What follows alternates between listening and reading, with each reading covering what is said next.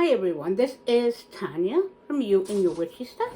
I hope this all finds you well. If you are a returning subscriber or viewer, thank you, I appreciate it. And if you are new here, welcome. So this is take 2 because my first filming of like 25 minutes of this, Mercury retrograde in full effect.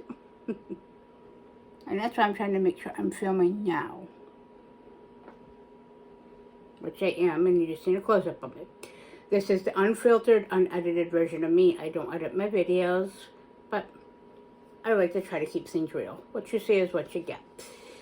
So, with that being said, let's just say I screwed up with something very much on that, and now the spirits I work with and that assist me found it very amusing not to kind of let me know that integral part.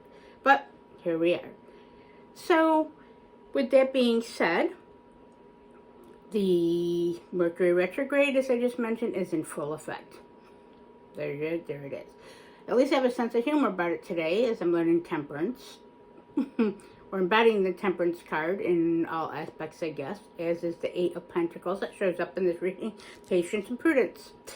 And persistence. So, this week is or should I say tomorrow, but this week's going to be an overall very intense week. Starting off with today, but tomorrow being, this is a precursor today, until tomorrow's total solar eclipse. Now, for several years previously, they've been primarily partial solar eclipses. Solar eclipses only happen on the new moon. If you watch any of my previous videos, I work with Hecate, I work with other deities that are very underworld, and the new moon is very sacred and integral to my foundation and my practice and my routine. Helps keep me grounded in my aspects in my world of chaos and tower and learning and expansion. So this eclipse is in Aries, this new moon is. It is, Aries is a fire sign, so very high and intense energies. However, an eclipse can be very difficult for everybody, even anyone that doesn't really observe the underlying magic or energies or believes in that, but it still affects them. The moon affects us all, as does the sun. They both shine down on us. They rule the tides, they rule the light and the dark. And of course the liminal, which the solar eclipse and the lunar eclipse always have. For me, there are always times of magic, the liminal, sometimes uncertainty, high-powered, sleeplessness, etc. Whether you're a practitioner or not, they affect me that way. This one feels more high-powered. It does have a lot of uncertainty. There's going to people that are going to probably be, it's going to probably amplify certain aspects of them that may be unhealthy or even worse, but it's also going to illuminate and bring about a lot of light and learning this week for everyone. Again, no matter what your path is, what your preference or such is. So, and I'm still filming here, and I'm just trying to refilm this before I get too rambly. The other one was a little bit rambly. So, this week, what stepped forward on it, to me, it's not really a bad reading. How the spirits guide me, my own gifts, of course, and how the spirits guide me, meaning my actual spirit guides, my familiars, the deities and other spirits I work with, and of course my tools, which are my cards. How they guide me on that may be similar or dissimilar to what other readers that I respect and enjoy their content on, such as Mo Moons. I will share the link to her video, which she does day by day, for her weekly readings, which is great. And some of ours actually parallel in many ways, or bounce off of each other. So that's what the uniqueness of each of us readers and practitioners, and those of us that are in tune with our intuition and our psychic gifts, and with our guides and the universe itself, or to the best version we can be. So this week, I just, before I get into the cards, because of the uncertainty and the way primarily, I believe, how it's going to affect everybody with their sleeping patterns, their behavior. The Mercury retrograde is going to be amplified. It's also going to be a time, I believe, to restart new beginnings, even though they say not to do much on the eclipses or during the retrograde. Fuck that. Do what serves you. And what feels right. Your intuition, you're being guided for a reason or a purpose, even if it doesn't seem or what the purpose is obvious for. So I just recommend here 2 of my favorite types of crystals to keep you rooted. You may not be a crystal worker or work with crystals like I do. If not, maybe a family memento, a piece of jewelry, music, going for a run or a jog, taking an extra hot shower, burning candles, spending an extra hour of sleep, watching reruns or old episodes of things, cartoons, whatever makes you feel more grounded and more rooted in yourself. I use this. Black tourmaline is one of my top 5 essentials in my witchy toolkit, and even on a mundane level, it's highly rooted, grounding, shielding, protective, whether it is from other people and their energy and negativity, or if you're an energetic sponge like me because you're an intuitive. I'm sure you're watching this, you got to have some interest in intuition and guidance, or in touch with your own, and have the gift also. But this is a beautiful specimen of black tourmaline. It's an alder tourmaline in my ride and die, and in my top 5 it is integral. Here's the other, which is smoky quartz. I got this at Village Silversmith a few years ago in Salem, Massachusetts. It is actually, my husband found it. My husband's not a practitioner, however, or into that, but he is into horror movies, so he respects the occult, and he left me be me. So we have a great relationship with that. It's always good to have a supportive partner, especially when you're a bit crazy like me. So with that being said, this week, the deck that actually stepped forward, along with those that step forward as something to keep us grounded, protect us, but empower us at the same time, as those crystals both have the duality and of the liminal of Hecate, if you work with that, even as she is of the threshold. She is also my patron goddess if you watch any of my previous videos or content. So the decks that stepped forward this week were Dark Angels Tarot. It's a low Scarabeo deck. It's a mass market. It is a beautiful deck. It does have dark winged angels and figures. It is very 90s feeling, which I was a 90s teen on. So it is, I love that aesthetic, the goth aesthetic. It reminds me of the Crow movie, the original Crow movie with Brandon Lee. Yes, the feels and the magic on that, and the soundtrack alone, as I'm a big, huge music and magic fan. Well, magic too. Or I respect magic rather in regular magic. Yeah, Bramblin'. Yeah. If you watch my previous content, some of you appreciate it. If you don't appreciate it, I'm sure you wouldn't have been returning. So that is the Dark Angels Tarot step forward this week.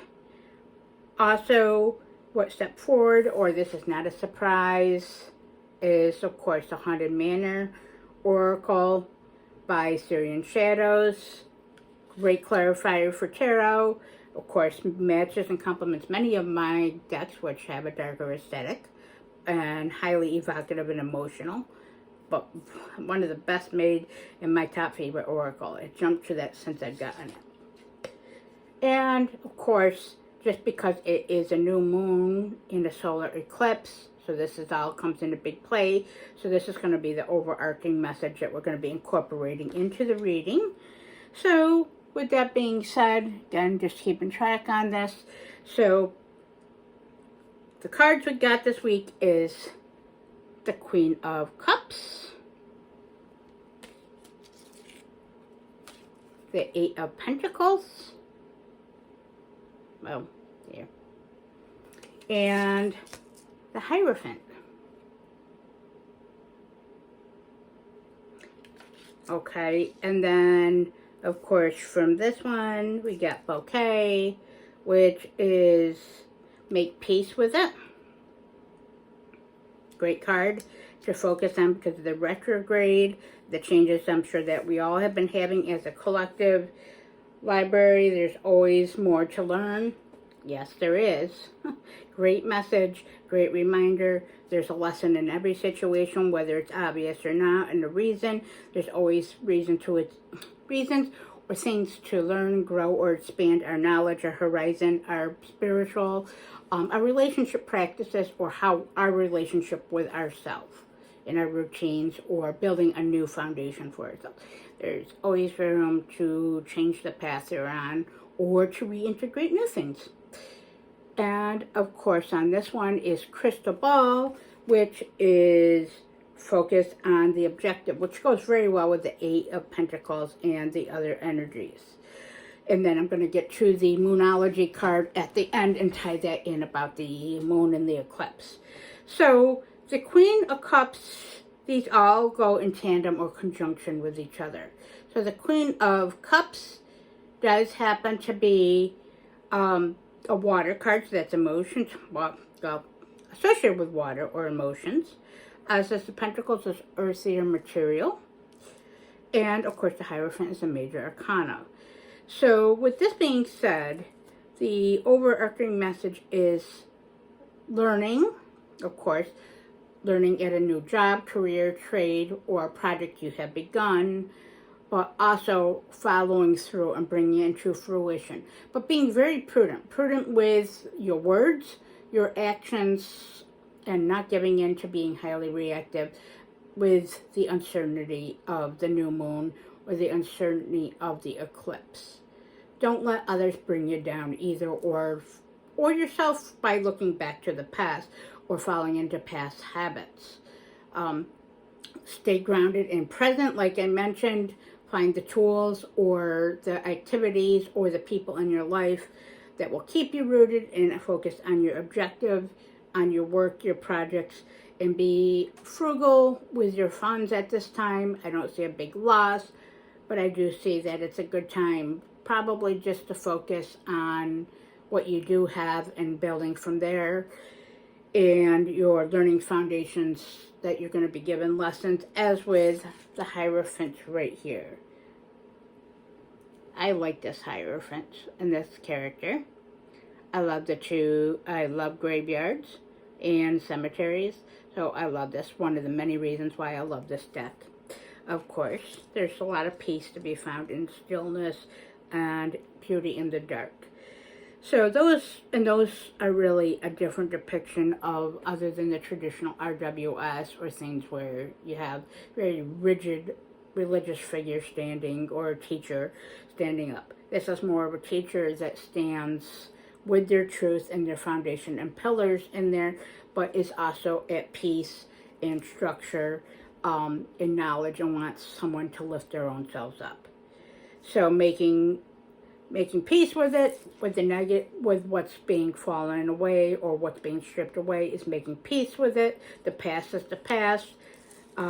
It's something to reflect on, to heal from, but also let go of what's holding you back, and especially of what others have held you back, relationships with yourself and your circumstances. It's always best to remember, but not to dwell. Now, library, always something to learn. The Hierophant and this go very well hand in hand. Okay, so there's a lot of lessons to be learned. And a lot of new projects to learn on and to expand on. A lot if you are in your career or work path. I feel that in your relationships and mundane life, with what your maybe projects you worked on or set forth in your home or in your land, and in your career, and in your mental intellect space, or also in, if you're like me, a practitioner. Let's say not to do magic during the eclipses or to start stuff. I love the liminal. I don't like uncertainty, but I like the liminal and the threshold of change, to be able to have reach in there and to integrate it. So there's always something to learn. So if you're a practitioner or you are big into intuitions type of things, or magic, no matter what path you practice on that, you're going to be learning and expanding quite a lot this week. I know I am. And so next or lastly with this for the oracle is crystal ball or focus on your objective. Again, as you can see, there might be a slight glare, but you can see goes hand in hand with the Eight of Pentacles and the Queen of Cups. So the Queen of Cups is asking you to be basically, in the cases, not only kind and forgiving and compassionate to others and have patience and prudence with the world and other people or those around you or you encounter, but also primarily with yourself. You can kind of be your own mother, your own grandmother, your own nurturer, to heal yourself, to heal your past, heal your present, to bring forth the best version of yourself or what you want to create in your life, which reverberates out to everyone else.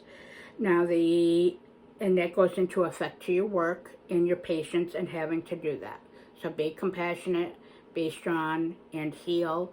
It's not selfish to heal yourself because it helps to heal yourself and your relationships on it, and also to feel your emotions. There's a lot to do with structure this week, also, which is present with the Eight of Pentacles and is present with the message I'm receiving with the Hierophant. However, it's also stand firm in your knowledge and your choices.